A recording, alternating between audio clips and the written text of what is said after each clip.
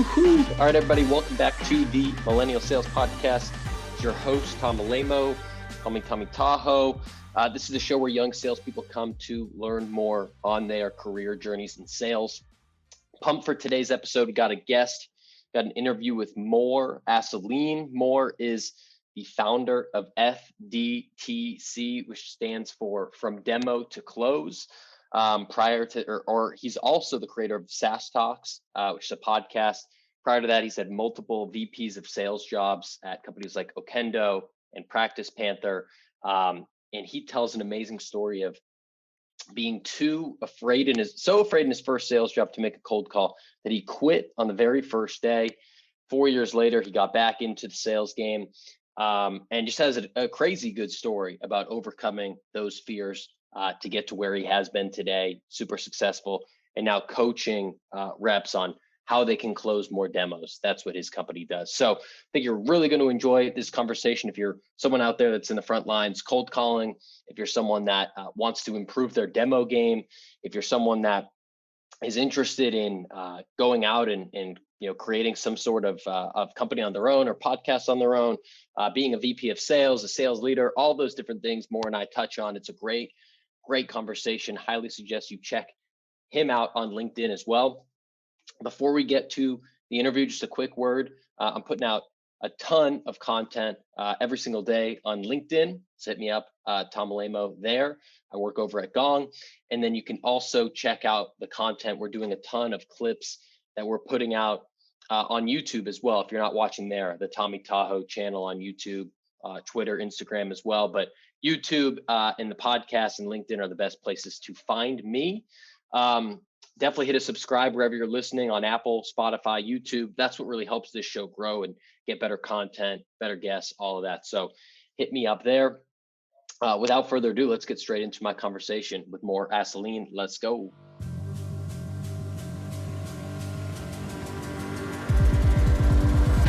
Mor Assouline. Happy Friday. Coming out of the beautiful state of Florida. What's up, my man? Not too much. What's going on with you? Nothing, man. Excited to be here. Excited to be chatting and get into your story. We've been interacting on the LinkedIn comments for, it feels like months and months now. So it's always interesting to put a face to the name, so to speak, and learn more about the man behind the comment. Yeah. I've been following you a little bit. Yeah. Well, likewise. You have such a captivating headline. I changed it. I changed it last night, actually. Oh, you did? Yeah. I changed it last night. My first question. I changed it last night because I felt like it was all about me. And it was like, look what I did. And so I just changed it last night. But you could talk about it, the old one, and I'll answer. What does it say now? Now it just says founder of FTTC, and then my website, Demo to Close, and then what I do. So I help AEs and B2B SaaS companies that are struggling to take quota close more demos. So nice. It's a little bit more about how I help versus what I've done. Okay. And before, it was something to the extent of I quit my first sales job. Yeah. And became a 3X sales leader, 2X VP, tripling ARR for two different companies in the same Pretty year. much, yeah. 11 years ago, I quit my first sales job because I was scared of sales. Yeah. But today, I'm 4-time sales leader, 2-time VP of sales, triple ARR for 2 companies in 12 months. Again, a lot of hype around me. And so that exists in the about section of my LinkedIn. So if anybody wants to read it, they could go there. But otherwise, yeah. It's fun. Like LinkedIn is fun, right? Like you have your header, you have the tagline, then you have your banner, and that essentially is a piece of real estate. And so when you comment on other people's posts, what do they see? They see your face. They don't see the banner. You just see your face and your tagline. And so I created 11 years ago, I quit sales because I was scared of it. Tagline, because it was a hook. It got people to go to visit my profile. And I may change it in a couple of months or a couple of weeks. I may change it for something else. Who knows? We'll see. Yeah. So let's get into that story. 11 years ago. Was that Keller Williams, or is that a different job? That was no, that wasn't Keller Williams. Keller Williams came after. That was straight out of college. I was 22. I found a job on Craigslist. and it was sort of like a living social. The job requirement was for me to cold call restaurants, and I think supermarkets too, and then pitch them this like coupon partnership with this particular, I forgot the name of the company. I don't even know if they exist today. And it was cold calling, right? Like it was like a legit company. The founder was really nice. A decent base salary for back then. I think it was like what, like 35K or 40K. Like today it's like chump change, but back then it was like, whoa, it's pretty good. Yeah, and that was my first. I mean, I had jobs throughout college, right? Like I had a retail. I had a family friend that had like a mortgage company, so I did some cold calling, but it was like I really didn't. I only called like 3 numbers because I was too scared. But this was like the first official job after college, right? Like it was going to go on my resume.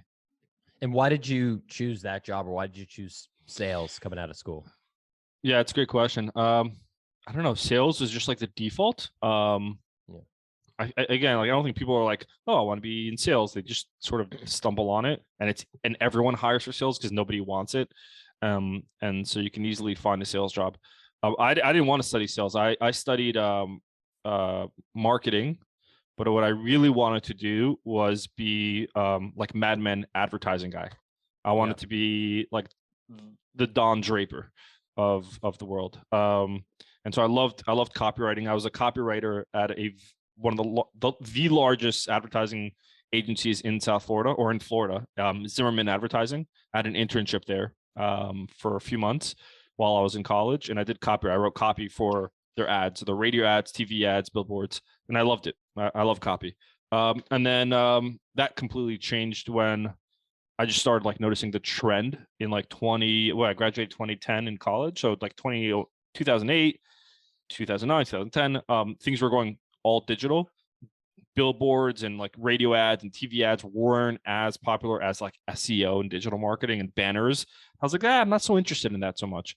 I mean, now I am interested, but like I didn't like where advertising was headed, and I was very old school about it.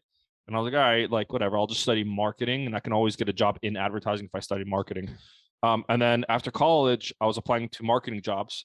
And then I found a job on Craigslist. I'm like, I'll just take it because it's the right thing to do after college. You're supposed to get a full-time job and do your thing. And so I took it. Yeah, I just took it because I just felt like that was the thing to do after college. Yeah. And so you, according to your headline, quit because you were scared of sales. So tell me about that. Yeah. So it's funny. So I did retail sales in college I worked at Fossil, Kenneth Cole. It's very different. You're not cold calling anybody. This was a pure prospecting play. And so I came into the office. So the interview went really, really well. The founder at the time already was in a late stage interview with somebody else. And after my interview with them, he's like, to be honest with you, like we like you more. We like your energy, and we think you'll do better. So we want to hire you. So we'll tell the other person that they won't come to the company. I said, yeah, that's great. So I came in on a Monday morning. I think it was like a 10 to 7 type of shift. Came on a Monday morning. He's like really warm, really cool office environment. Ordered me business cards. He's like, hey, here's your employee, here are your colleagues, your coworkers, here's your computer, here's your desk. Good, get comfortable, and he calls. And the first thing I did after introducing myself to the employees was I turned on the computer, and I used Hotmail back in the day, and I opened on my email Hotmail, and I just started archiving old mail. I was trying to like not get on a call, and I was just trying to buy time. And I just got like a crazy pit of anxiety in my stomach. I was like, holy shit, I can't call. I'm like, I'm not gonna call, especially in front of like strangers that I just met. They're gonna hear me what I say. I don't want to do. And then I started getting into like this rabbit hole in my mind. And I was like, oh my god, I can't do this. So I go to the bathroom, and I literally splash water on my face. And I'm like, oh my god, I can't do this. And so I walked over to the boss's room, and I'm like, he looked at me, he's like, what's up? I'm like, I'm so sorry. This isn't for me. I don't think sales is for me. I'm so sorry. And he just looked at me like, what? He's like, what do you mean? I'm like, I'm sorry. He's like, okay. It was just a weird moment. I grabbed my stuff. I left within an hour of coming in for the first day. I left, quit. Wow. Yeah. He didn't try to talk you out of it, coach you up. No, I think who the hell does that? Right? Like, who quits on the first day? And like, I had like fear in my eyes. Like I was like, I'm not touching this. I'm not doing this. And when you see that, I don't think he'll try to coach. He's like, you sure? I was like, yeah, it's not for me. And I drove home and I was like, oh my God. I was like, what am I going to tell my dad? Like, that's the first thing I thought. Like, what am I going to tell my dad? What did you tell your dad? I told him I quit and he freaked out. He freaked out. He's like, what? Are you crazy? Like, my dad's like very like work ethic. We're immigrants from Israel to the States. So I came in at 2.5 years old. My parents started from scratch. We didn't know a word of English. My mom didn't know how to drive, like nothing, scratch. Like we went to the thrift store, got like furniture. We stayed at my uncle's house. It was a crazy time growing up. But yeah, so in his mind, that's like just a very entitled, spoiled type of move. And for him, when we immigrated to the States, he was 40 years old with 3 kids, starting from scratch. That's not easy. And he's like, wow, you got to call him back. I'm like, I can't. And I remember he gave me like a hell of a speech, like I wouldn't call it a speech, like just shouting. And yeah. And I was like, shit, okay, I guess I'll email the guy back just because my dad told me to. Right? Like, and so I did. I emailed him back, but like the guy never responded on it. And then like for like the next 2 years, my dad would always say, you remember that time that you quit and da da da da. But yeah, I'll never forget that day. The day that I quit. It was actually raining outside. It was like depressing. Does your dad still give you shit about like, hey, now you're back at like, does he like bring up the irony of like, hey, you're like a sales trainer? Not at all, actually. No, if anything, he's more proud now, and like he sees like my work ethic. After me quitting that job, that's when it went like downhill. And for like 3 years straight, I was a bum. I would wake up at 12 o'clock in the afternoon. I would, I was right out of college. I'd wake up in the afternoon, go to sleep late, eat like crap, wouldn't get out of bed. I was lazy. Man, I was a bum. And so, now I'm the complete opposite of that. I'm making up for my 20s. And so he doesn't say anything now. And now I'm married with 2 kids and I moved out of the house. Like, yeah. Wait, so how long were you doing that? Did you say 3 years? Yeah, 3 years. I was just like, after that incident, like after that scenario, like time of quitting, I was job hopping. So I would take a job, then I would quit, or I'd get fired. I would apply and I just wouldn't respond to their, that's the thing, right? Like if you have a fear of anything, if you avoid it, if you deliberately avoid it, you're just going to set yourself up for failure, because you create a bigger deal than it is. And so sales was for me like, holy crap, a big deal to do. And so any job that required me to pick up the phone, even if it was like an inbound call, like I wouldn't take it. And I missed a lot of opportunities. I was very entitled. I was like, oh, I got to go back to marketing now because marketing doesn't do sales. And yeah, it was a really like low time. I remember my friend came home and I was dating somebody, and then I broke up with her and I was like depressed on top of that. My friend came over to like just visit me, and he's like, dude, you stink. You haven't showered. Like, what do you do all day? I'm like, nothing. I'm like, I do nothing all day. Yeah. It's like, It just reminded me of the scene in this is very random, but the scene in Wedding Crashers where like Wilson goes down the drain and pretty much John's like, hey man, like it was figure your shit out. It was like that. It was like that. Yeah. And it's funny because like I knew in the back of my mind, I knew sales was something I'm gonna have to face again. It sort of was like haunting me. I had like serious sales PTSD. Like I remember I had to get a job. I make some money. So I knew a family friend that had a cash advance business. And so they said, hey, come work with us. You won't do sales. You'll do some marketing, whatever it is. I'm like, okay, cool. And so I now built PowerPoints for that stupid job. He gave me like a handout. And then at one point, like they had like a lot of inbound calls. Like, I need you to pick up the phone. I'm like, that wasn't what I was hired to do. I was so scared. I was like, I'm not picking up the phone. And so I pick up the phone and give it to my colleague. And I was freaking out. Yeah, and even when I was a marketing manager at a company, phone rang, I wouldn't pick it up. I was just scared, literally scared to pick it up. Yeah. It's interesting because that's pretty it's pretty common to be afraid of making calls and doing all that. Like, even if you've been doing it, there's still that call reluctance that can pop up from time to time. Yeah. feeling like you're going to fail but what do you remember what it was within the call that you were so, avoidant of? Was it getting yelled at? Was it just doing a bad job, or they're going to think I'm dumb, or? Yeah, I think it was like, I cared too much about what people think, and I was scared of being judged. And so you mix the two of, I cared what people thought about me, plus I don't want to get judged. So you mix the two. It's like, oh my gosh, what if, like, here are like some thoughts that popped in my head. What if I pick up the phone and I speak, and the person that's next to me, not the person on the phone, the person that's next to me, my manager, my colleagues, be like, oh, Mor doesn't know what he's doing. Like, Mor sounds like an amateur. Ha ha ha. Like, that's what went through my head. Or like, I was too aware of what was happening around me, and like too aware of like my feelings, and not like I wasn't in the present moment.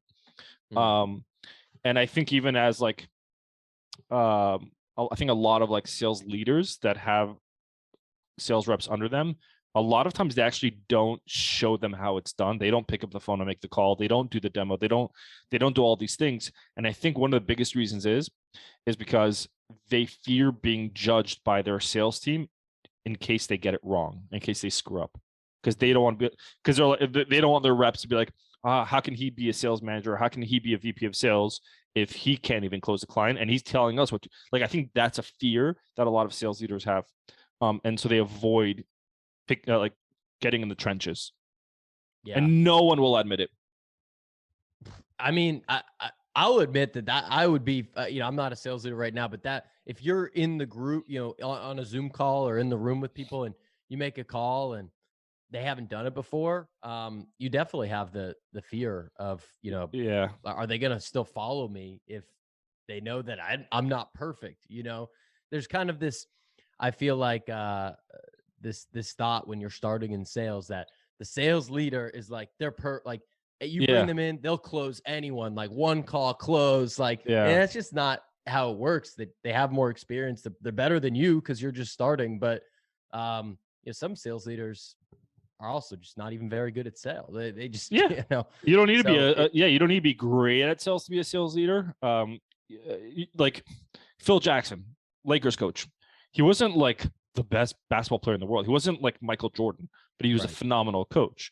Mike Tyson's Diamato, I forgot his first name. His trainer wasn't like Muhammad Ali. He was known, but he wasn't like the Mike Tyson or the Muhammad Ali of his time. But he was an amazing coach who made Tyson what Tyson was. And same with Phil Jackson and all these other big coaches and leaders and trainers. Or Tony Robbins, for example, he's not a certified life coach, but the guy knows more about life and how to like coach people in life than many life coaches with certificates. And so, yeah. So what was the turning point for you after 3 years of waking up at noon, feeling depressed, eating like shit, hopping from job to job? Like, it just sounds like I don't mean this in any offense. It just sounds like a really, really tough, miserable time. Yeah, it was. So like, how do you, and you seem to be doing quite well and happy, and you have a family and, all these different things. So like, what changed?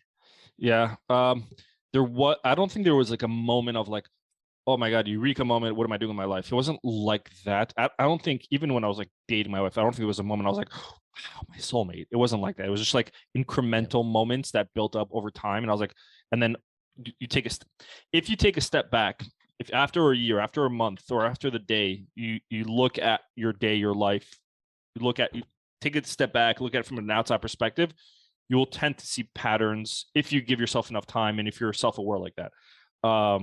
Right? Like saving money, right? Like if you just put money aside, or investing money, and then one day you come back and you look at it, you're like, oh my God, look how much money I saved. But if you look at it every day, you won't notice it. And so I think over time, I wasn't happy. My friends all were I was in college, they all graduated college, but they all had like a pretty good job. They were living in New York, having fun, whatever. I feel like they all had it together. I was 20, I was 25 at that time, 26 or something. And I just sort of, I was starting to pay attention to like what was happening. Like I was paying attention, like how long, I'd ask myself, like, how long has it been? Oh, it's been, 3 years. So what have I accomplished? Oh, nothing. Like I would look at these type of things. What has that person accomplished? And then like you start getting down and like you beat yourself up over for being lazy. And some people, they have two options. Once they do that, they think of, oh shit, look what I've done. It's too late to come back, or there's too much effort to come back from this. So let me just go down this rabbit hole of like self-destruction. Plenty of people do that. And it's easier to do that because you're already in the shit. So just stay in the shit. And then other people say like, oh my gosh, this is the worst situation ever. I can't live like this. And then they start making changes. And so I think that's what happened to me. It was just like a moment of like self-awareness and paying attention to my surroundings and myself. And I was like, I don't like where I'm at. And I want to change. And that's what happened. I just started changing. And then after I was a marketing manager at a company. Then I wanted to do real estate. So I joined a real estate company in like acquisitions, but like it was a very sketchy company that closed down. They did a lot of shady stuff. And then I was like, you know what? I want to do real estate. And so maybe I need to learn real estate from the ground up. And I joined Keller Williams because I asked a few people. They said Keller Williams has really good training and coaching and all that. I'm like, all right, I like that mentorship. Okay. So I joined and in like the orientation of like the new agents, they, talked about cold calling and door knocking. And I think I was like in it to win it, so to speak. And then I met a mutual friend that was there.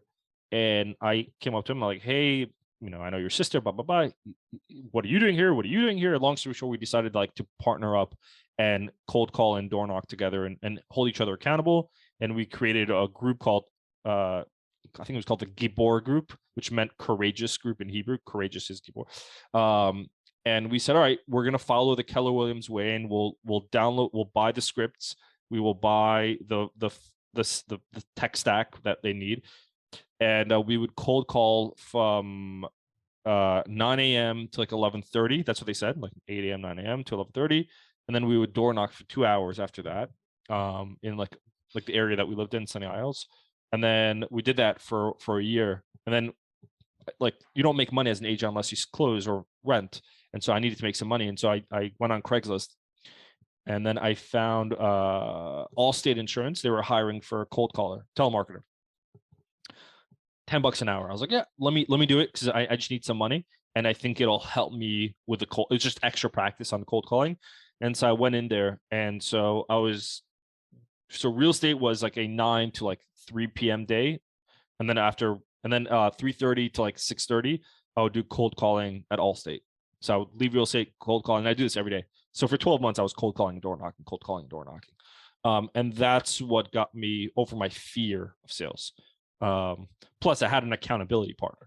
My partner wanted to like work together, so we can like pump each other up. And so the days where he was uncomfortable pushing back on an objection, or the days where he didn't feel comfortable knocking on the doors, I felt like I needed to be the hero. And so I would knock on the doors, and that would just like feed me with more confidence.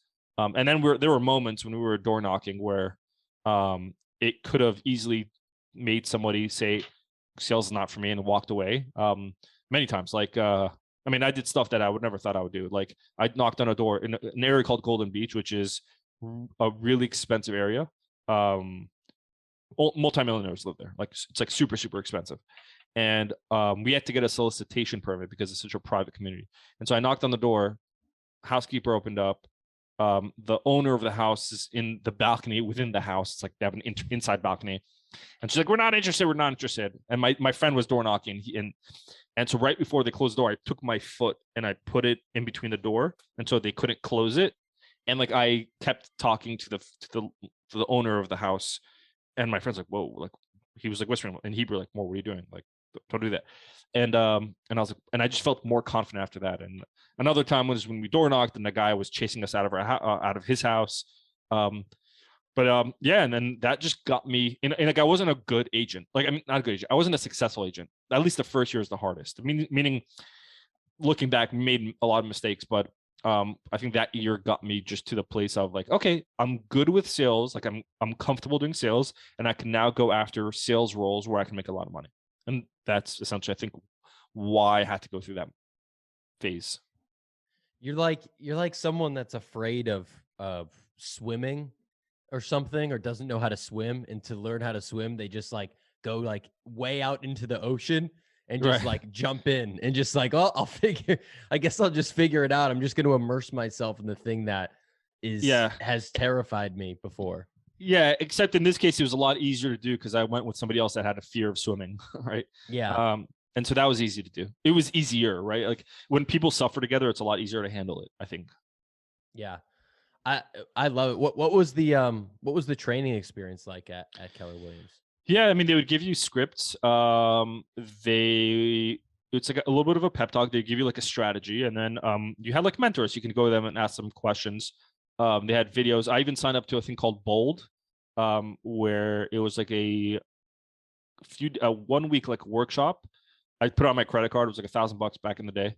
And I went to like one of my mentors in Keller. He's like, "Hey, you should do it." So I put on my credit card, and they really get you outside of your. It's very like raw, but they get you like. There's exercise in between where they tell you, "All right, go make calls with the script that we gave you." And it was a mindset thing, and so I did Bold. It was nice, it was cute, but it got me into like a more outside of my comfort zone. So there was just a lot of they just enabled you, right? Like they gave you a lot of confidence and like told you that this is the right thing to do, and I think that was really important. But I mean, when I was cold calling, it was in me and my buddy on our own. And then you tend to, over time, you tend to enjoy it. You're just like, now it's just like you're trying to master your craft. And so you're cold calling and you're improving your next cold call. And I learned a lot, like, right. Like, I like desperate, like not sounding desperate on a call, even if you're really hungry, is like an important skill set. I don't know, I learned a lot. Like looking back, if I were to do it all over again, look with what I know now about sales, I probably would have been more successful. Obviously, that's just how life goes. But yeah. I think the partner thing is so important, and is underrated. I remember when I started in sales, it was in college doing Cutco, and there were two other guys. It's probably a fairly similar thing to the real estate, where it's you got to start from scratch and you're getting referrals and all that stuff. And there's two other guys that we held each other accountable, and we'd never sold anything before, and we all were kind of like getting a little bit competitive, but also it was a supportive competition where you're still pumped if your buddy goes and closes the big, gets a knife set sold, and then you want to go do it, or if you're having a tough time, that you help each other out. And I think for anyone that's early on in their sales career, or at any point struggling, I think it's, especially if you're in a virtual environment, like it's tougher to do, but it's super important. Like go team up with someone on your team. Yeah. Just say, hey, look, like I don't know about you, but like I need some help. I need maybe some support. Like, would you be down to, I don't even know how people do it in a virtual world, but like, would you be down to hop on a Zoom and we're making cold calls together, or, have a meeting every Friday as like an accountability buddy to, get after it and make sure like we're sticking to, the plan here. I just see so much value in, and it takes no money. It takes little change. You just got to find that one person and try to help push each other to, kind of be better. Yeah. You gotta care enough. I remember after college, when I was like in between jobs, like before I decided like I'm going to do something about my life, I found a job on Craigslist, of course. It was a company called SEO Experts, and they promised, it was a cold calling position, 100% commission. And then after a certain period of time, if you close enough sales, they'll pay you a $50,000 salary. Again, back then, 50K was like, whoa, oh my God, rich. So I was like, yeah, I'll take the job. And I remember I opened up like a Yellow Pages, and I would call, but I would get nervous. And so what I would do, I'd go into my dad's like liquor cabinet, and I would take shots of like whiskey to like calm myself down. But I was still nervous, but like I was just like more extroverted nervous. And so I would call, and then like I remember one day I drank too much whiskey, and I ended up I wasn't able to make the call, so I went to the bathroom. I just threw up. I was like, oh my God, like I am really scared of sales. Jeez, you say this is before or after? This is after Keller Williams. Before Keller Williams. Oh, this is before. Yeah, after Keller Williams, I was able to make the calls, but like before, I was like at home.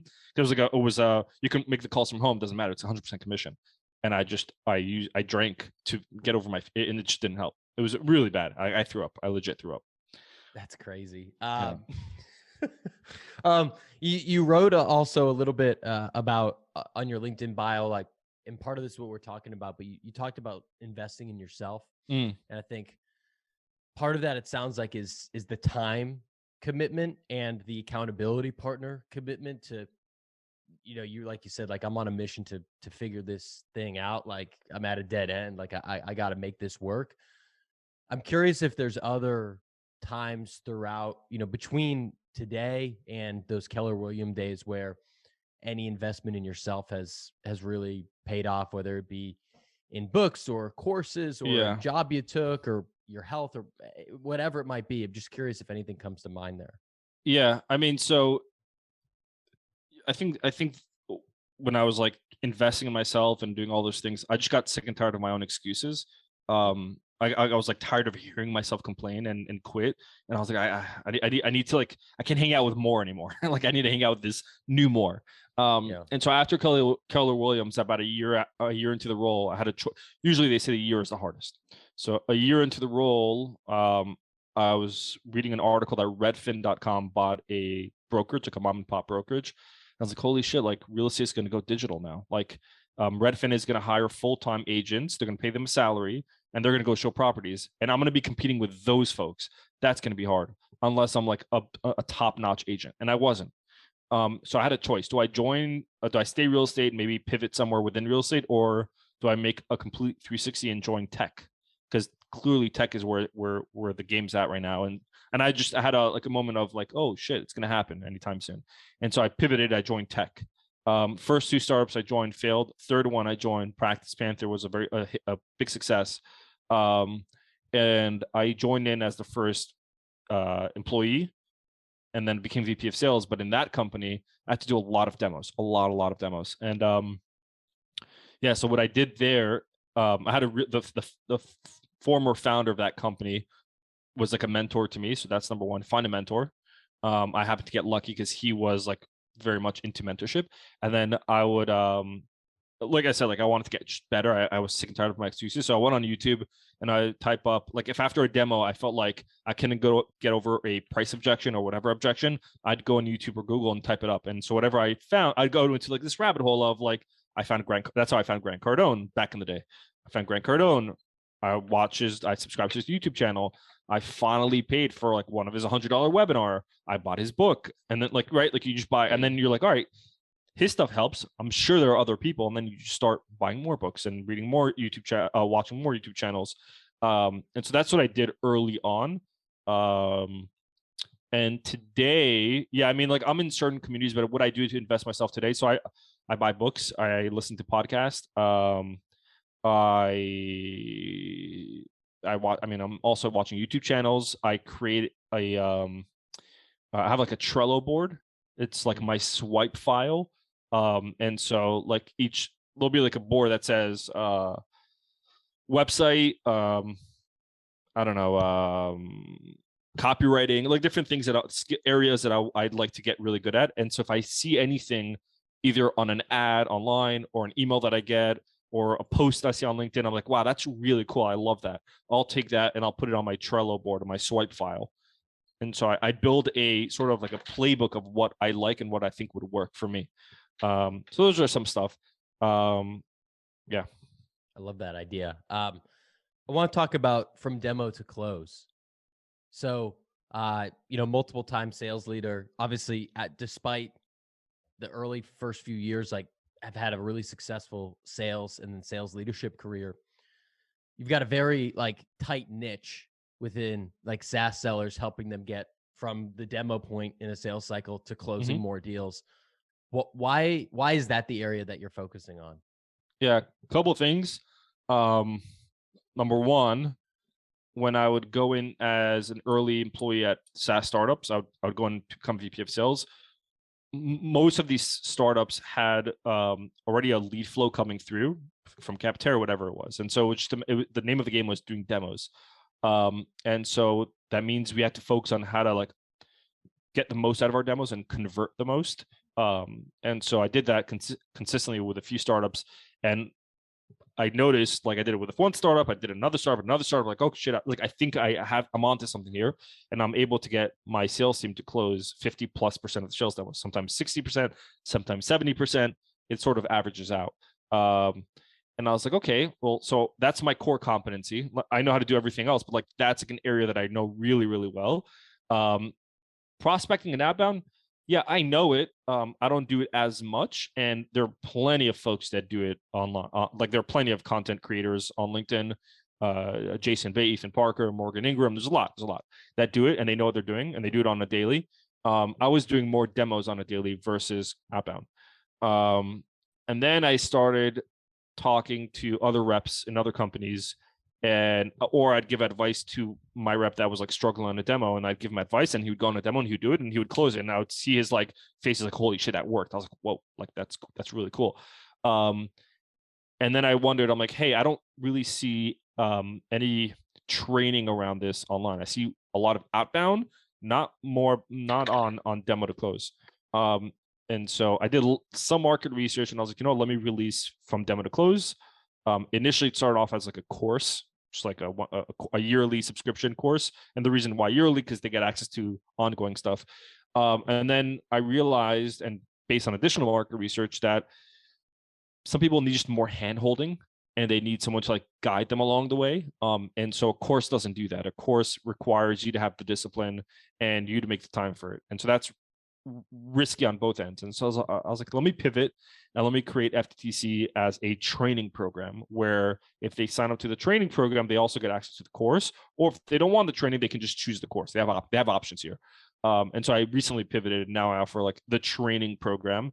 And part of the release of the training program was I need to make sure that I know what I'm like.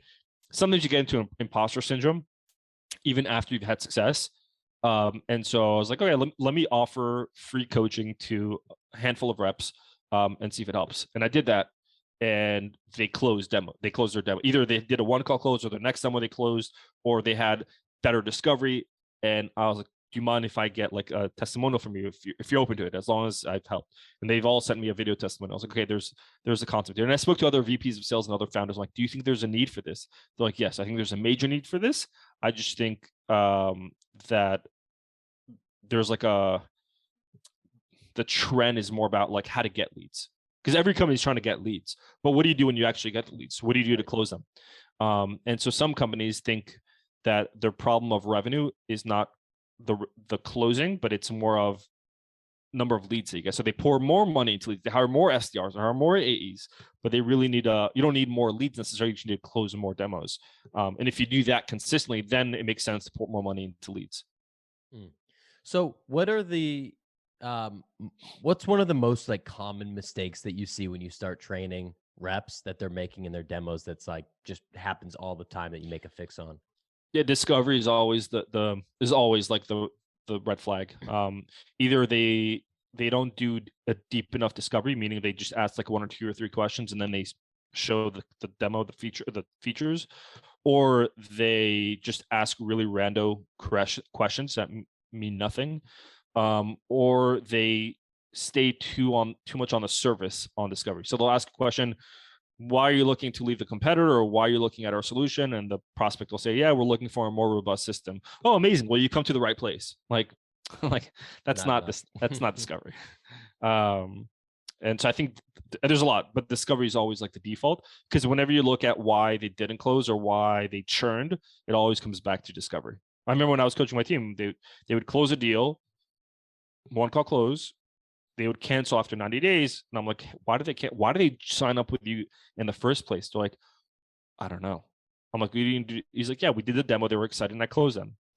And so a lack of discovery can cause it can cause churn. It can cause lack of alignment. It can cause a deal not to close because you're showing the wrong features, or you're showing too many features. Sometimes you just don't need to show any features. You just need to show maybe like customer support, whatever, like that. Who knows? Like it all comes down to this. It's the intel. You can't make decisions without intel, without data. There seems to be a lot of debate around the topic of when to demo in the sales cycle as it relates to discovery. And I know that everything's different in terms of the product you're selling, how big the company is, what the sales cycle, all that good stuff.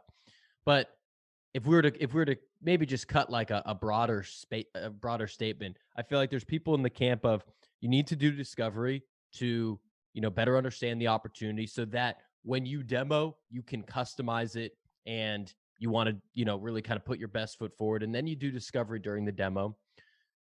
There's other people that believe that if you are not willing to show anything on that first call, even a mini demo or even like something to wet the whistle, you're doing yourself a disservice. You're making the sales cycle longer. It's harder to buy.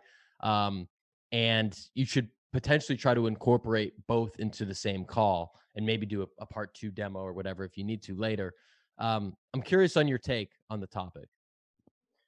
Yeah, obviously it does depend. It depends on a lot. If I'm doing if I have a scheduled demo and I get on the call and part of that demo is me doing discovery, and that discovery ends up bleeding over like more than 10 minutes, and it actually is like it's going really well and they're opening up and telling me everything, I'm not going to rush to the demo. I'm going to milk the discovery because again, it's more intel that I'm gathering. And then I'll maybe talk high level of the demo. I'll show them like 1 or 2 things, but I won't even I'll give like really, really high level. And I'll say something like, hey, Tom, I think what you're looking for, something that, like after the whole discovery, I think what you need is something that we can do. Unfortunately, we don't have enough time to go over it right now, but that's okay. If you want, we can do the demo now and we'll have time, or we can talk later in the afternoon or tomorrow, which one works better for you. And so the guy's like, yeah, I have time now. Let's just do the demo. Then do the demo. The question is like, well, how can you customize the demo? It depends on the type of software you have. Like you have Reprise, you have Demo Stack. I think these softwares that like sit on your solution are for solutions that are way more technical. But there are some solutions, like I don't think you need to customize like Gong, right? Like I don't think you need a Demo Stack or Reprise for Gong. I just don't think. I think Gong has enough of its features there that you can show off on the demo. So if you're doing the discovery and the person wants like purely to, I don't know, I know Gong has like an ability to, the emails can sync over from HubSpot, so you can actually coach on the emails, right? Like that's a really cool feature. And let's just say that's the only thing that they care about, then you don't need to customize the demo for that. Unless you're brand new, by the way. If you're a new rep, then you may need some time to wrap your head around how the software works. But if you've done it many times before, you could instantly like talk about a feature in the context of what your prospect is looking for. I think I gave you a very long-winded answer, but I tend to, at least for SMB mid-market, I tend to do demos I do the discos and the demos on the call. There are times where I don't have time for the demo because we've had a long discovery call. And then we'll just schedule a demo number 2 or demo number 3 or whatever it is. I think being stiff with it is going to hurt you. I think being more flexible with it is going to help you. So if you're more flexible, like, all right, my intention is to do the demo. If we don't have enough time, or if we do have enough time, but it won't actually justify the demo and our company, then it's better off we schedule a follow-up. That's fine too. You mentioned Demo Stack and Reprise for folks that, maybe if it's a more technical sale, but any sales tech that you lean into when you're coaching up the teams, or that you suggest that folks use, or in this specific part of the sales cycle or even that you use when you're selling or have sold in the past that have been game changers for you? Yeah, I think like a conversation intelligence solution like Gong, Avoma, Chorus, Refact, all of them. I think they're all you need to have it. It's not even like a luxury anymore. It's a must have. Which one is best? I mean, everyone has to do their own sort of homework and decide. That's neat to have, because otherwise the old school method of doing it is what I used to do before I went with one, was I would record the Zoom, I would have a call with you, and I'd record the recording of the demo coaching session, and I would write my notes like pros, room for improvement.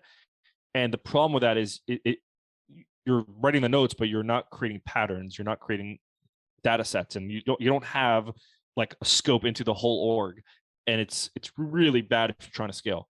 I think if you're on a budget, sure, that's the way to go, but otherwise, one of these like conversation intelligence solutions is a must have. Yep.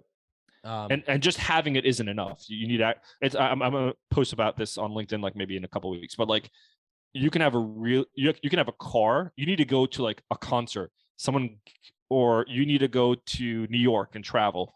You have a plane. Without the pilot, you're not going anywhere. So you can have Gong, you can have Refract, you can have Avoma, but without someone using it to coach you, without the sales leader or the sales coach, you've got nothing. You've got 100%. Right. So it's not enough just to have something.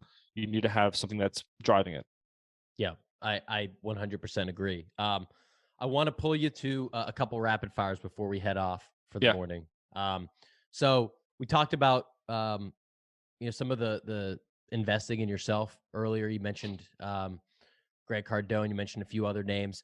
Any books in particular that at any point in your journey have been really game changers for you? And it could be in a sales or business. It could be something completely different if that's what strikes you. Yeah, for sure. So, I mean, Grant Cardone was like the early stage, and over time you start to like get exposed to other people on LinkedIn, online. But not all books that I've read are all like sales books, obviously. Like I read a lot of copywriting books, like a book called Cashvertising. There's a book that I'm reading now called Story Brand. It's not a new book. Yeah, it's a great one. It just gives you like, if I were to like pluck out like the takeaway from that book is it's how to understand your buyer persona and how to speak to that buyer persona, which is a skill that a lot of AEs and sales reps just don't have. They don't talk to the buyer. They talk just about the product. So that's a book that I'm reading now, and I'm rereading it, and I'm like taking notes. There are certain books where you can just like read, but like really tactical books require you to sit down, maybe read a couple of pages and actually do the assignments on it. So that was one. I read a lot of leadership books when I was a VP of sales. So it's very different than sales itself. Copywriting books, psychology books. So like I read a book called Unlocking Greatness. It's in my bag and I take it wherever I go. It's one of those books that I'll always read. Yeah. It has a very, I don't know if I've heard of it. Has a very cliche title, Unlocking Greatness. But and I just like, I was, I'll take a chance, I'll read it. And I was hooked. I was like, wow, this is a really good book. It talks about like neuroplasticity and how we cause our limiting beliefs, not anything else. Like it's anything like, I'm reading right now Tony Robbins' book called Awake the Giant Within. I read it before, I'm reading it again. But when you read books twice and you actually take the time to read it, I have like a whole notebook of notes from that book. And like I have a whole I have a notebook somewhere here where after like when I read the book, it talks about like limiting beliefs, and I would write down my limiting beliefs. And I was like, all right, this is where I'm weak at. This is what I'm like, my weakness as Mor Assouline. It's all these things. And so these books really helpful. And then I follow people on LinkedIn, like Josh Braun, I think has an interesting take on prospecting. Yep. I don't know that everything is true to what he says, but I like it. It's fresh. So like I'll there's somebody I just followed. His name is Vin. Vin from Demand Base. Yeah. Yep. Love met his him stuff. yesterday. Oh, really? Yeah. Love his stuff. I somehow stumbled upon one of his posts. I was like, wow, this is like authentic. It's really helpful. And like, you don't see a lot of that on LinkedIn. You see very small amount. And I just followed him and I put him in my folders of people to follow. Great for prospecting and building out very like targeted campaigns. But so reading doesn't have to be books. It could be posts. And that's why I don't know who posted this. I forgot, it was an AE. And my recommendation, they were talking about how there's so many like thought leaders and advice on LinkedIn, on cold calling, on prospecting, on emailing. And my recommendation to them was create a swipe file. You can use Trello. So I have that on my Trello. So I have a board that's called cold calling, a board that's called cold emailing, and maybe a board that's called like follow-up, whatever it is. And all the advice that I read on LinkedIn about those areas that I think is really helpful, I'll take that post and I'll put it on my swipe file. And so instead of just like randomly like getting lost on LinkedIn, I go to my Trello board. I'm like, all right, I need to send out a cold email. I have a few options based on my best choices here that I've added. I need to do that. I've heard of Trello, but I haven't used it before. It's super helpful. Let me open it up real quick. I'm just out of curiosity. What do I have? Because I added something else yesterday. Demo it for me. Yeah. And then close me on it. What do I have here? I have here. I created a board called Sales Cocktail. Okay. All right. So you know what? I can't share my screen, but it's called Sales Cocktail. Board number 1 is prospecting. and that could be anything, just prospecting. I have like a post from Kyle Coleman there. I have another board that's called emailing. And so I have like Josh Braun, I have Kyle Coleman, I have a few others that give advice on how to best email. I have one for cold calling. I have one for discovery, follow-ups, demos, closing negotiation, objections, and career. And so all that stuff I see on LinkedIn, that's like, wow, that's really tactical. That's really interesting. I can use that. It's a copy and paste strategy. I'm adding it to the board. I love it. I've been taking stuff, and I typically use Evernote, but it's a lot of, it maybe isn't as organized as what you're talking about. So this is true. This is like creating your own personal sales playbook. Yeah. I need to check that out. That's great. All right. My last question for you before we get to the details of where folks can hit you up and everything like that is, who in your network you Ethan Parker. Okay, I don't know Ethan. He is VP of Revenue for Alti Sales. He, I think, he's like a mentor coach at Outbound Squad also. Ethan Parker. Cool. So Mor, maybe you could educate us. Obviously, folks, one of the top spots. Definitely go follow Mor on LinkedIn, dropping great content there. But maybe tell us about like from demo to close and the training program too, and just like how the best place folks can get in contact with you. Yeah, I mean, they can get contact me on LinkedIn. They should follow my podcast. My episodes are 5 minutes or less. The only time my episodes are 20 minutes or more is when I have a monthly special guest, like Nick Zagelski. I had Colin Mitchell, Ethan Parker. I'm gonna have a few other big name guests on my show, but it's all tactical. There's no fluff. There's no how's the weather. It's just straight advice. So the podcast is called SaaS Talks from Lead to Close. You can go there. I'd recommend starting there before even considering training, because I give a lot of advice there. And then if you want to check out like the FTTC University or the coaching, the one-on-one coaching, it's demotoclose.com. But check out my podcast. It's free. You have nothing to lose. Love it. Mor, thanks for coming on, man. This was great. Thanks, Tom. Appreciate it. Thanks for checking out that episode. Happy January, start of the year. Let's kick some ass. Again, one of my goals for this show is to get as many subscribers wherever you're listening here on Apple, Spotify, YouTube, etc. Subscribe, leave a review, and then hit me up on LinkedIn, Tom Alemo, or any of my other socials at Tommy Tahoe. Look forward to connecting with you there. Peace.